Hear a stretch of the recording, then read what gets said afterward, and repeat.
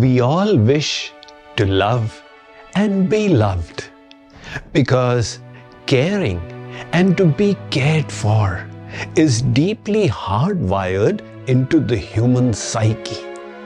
That is why having meaningful and healthy relationships is so vital to a joyous and productive life.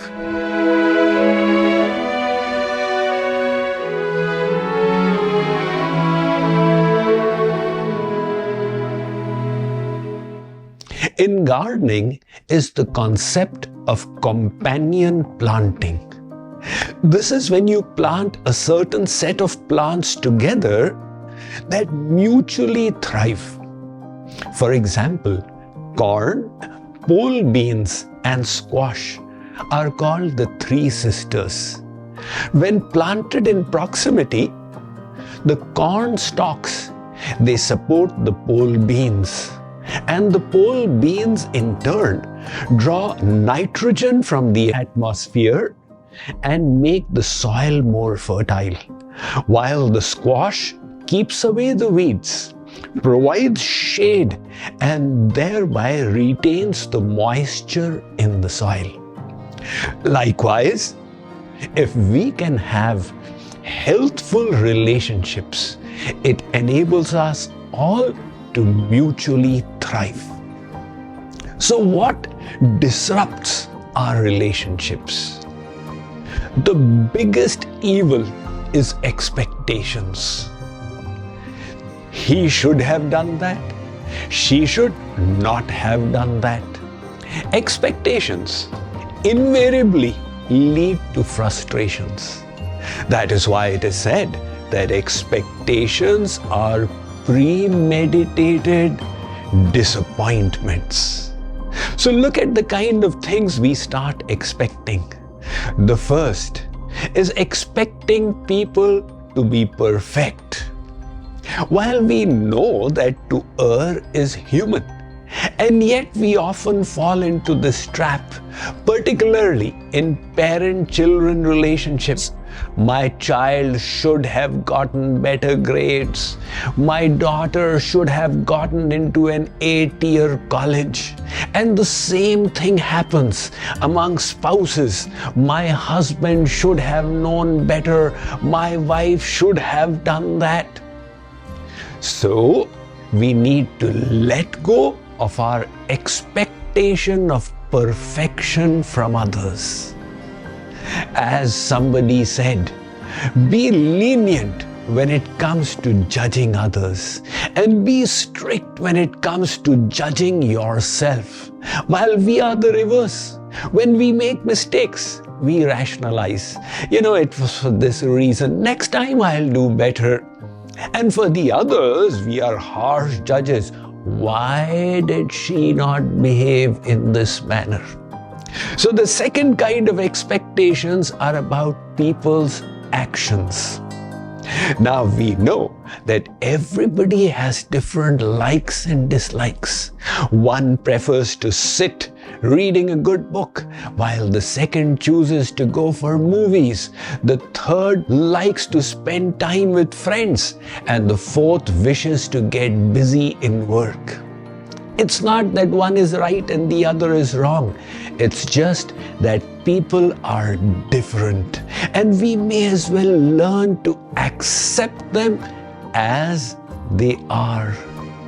A third kind of expectation, to feel that others should be knowing my mind. It is a wife's birthday. The husband came home with a gift, and yet he finds that she has a gloomy face. What went wrong, he thinks? Well, the wife had made this desire. My husband should take me out for dinner today because it is my birthday. The husband was not a mind reader. He was unaware of what she was seeking.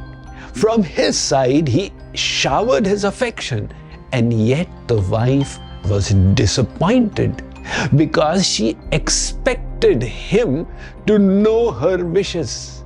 A healthier way would have been to communicate them herself. The fourth is expecting expecting reciprocations. I took care of my neighbor when she was unwell. Why is she not taking care of me when I am unwell? Look, relationships are not business contracts.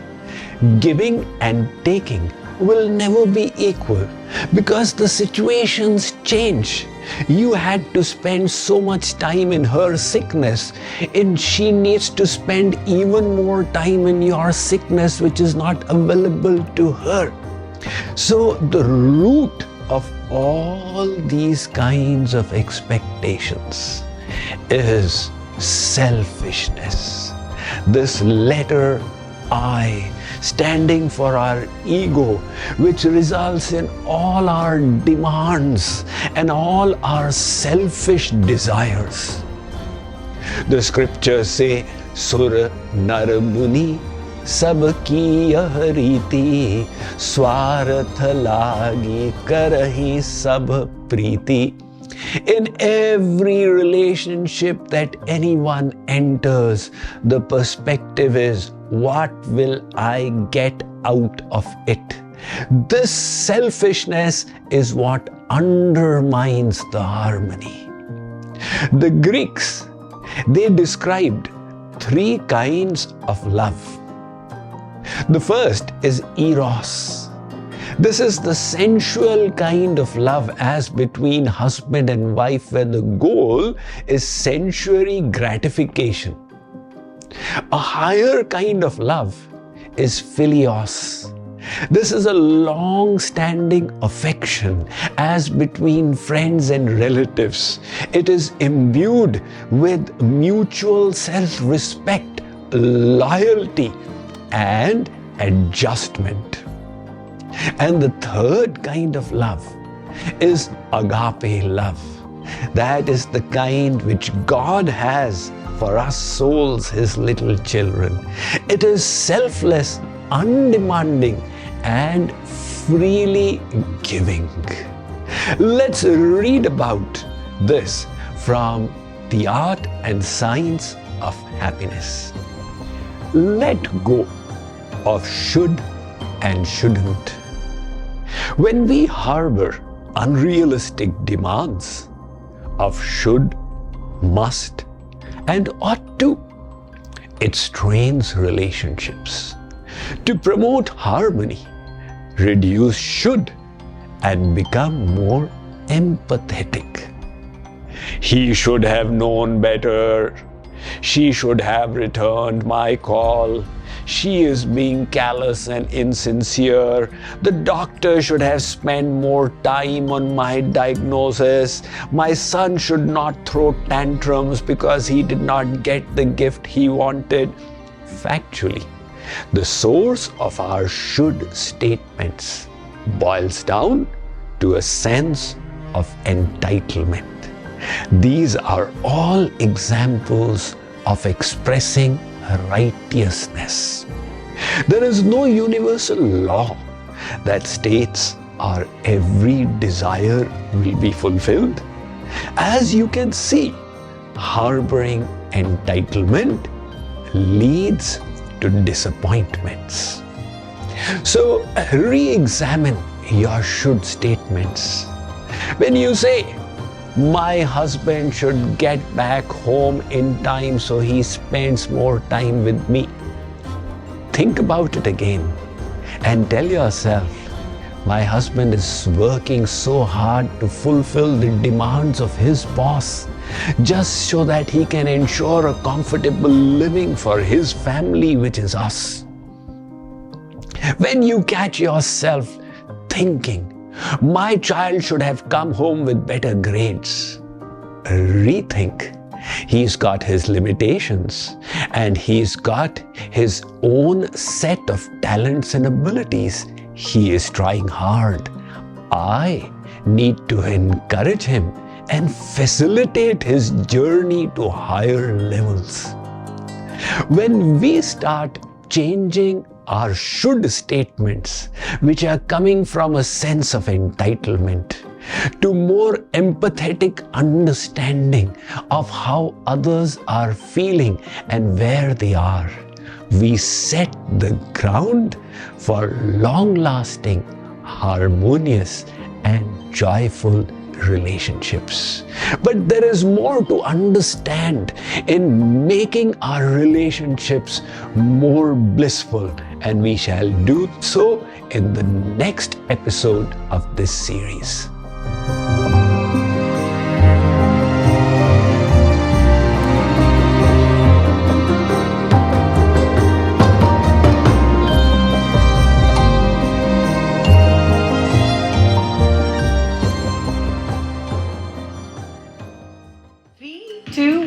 Presenting the biggest Diwali Mela ever, DFW Diwali Mela 2023.